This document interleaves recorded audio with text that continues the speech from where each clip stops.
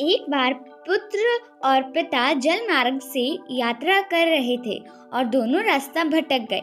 फिर उनकी नौका भी उन्हें ऐसी जगह ले गई जहां दो टापू आसपास थे और फिर वहां पहुंचकर उनकी नौका टूट गई। पिता ने पुत्र से कहा, अब लगता है हम दोनों का अंतिम समय आ गया। दूर दूर तक कोई सहारा नहीं दिख रहा।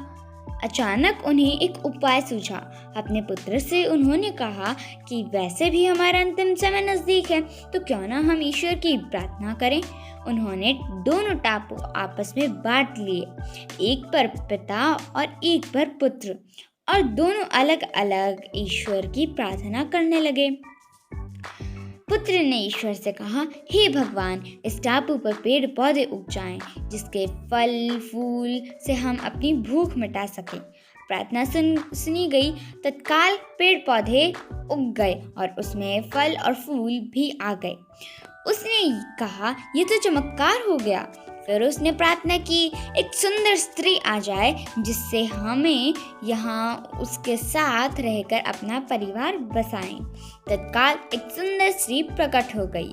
अब उसने सोचा कि मेरी हर प्रार्थना सुनी जा रही है, तो क्यों ना हम ईश्वर से यहाँ से बाहर निकलने का रास्ता मांगे। उसने ऐसा ही किया। उसने प्रार्थना की, एक नई नाव आ जाए जिसमें सवार होकर हम यहाँ से बाहर निकल सके। तत्काल नाव प्रकट हुई और उसमें पुत्र सवार होकर बाहर निकलने लगा। तभी एक आकाशवाणी हुई, बेटा, तुम अकेले जा रहे हो, अपने पिता को साथ नहीं लोगे?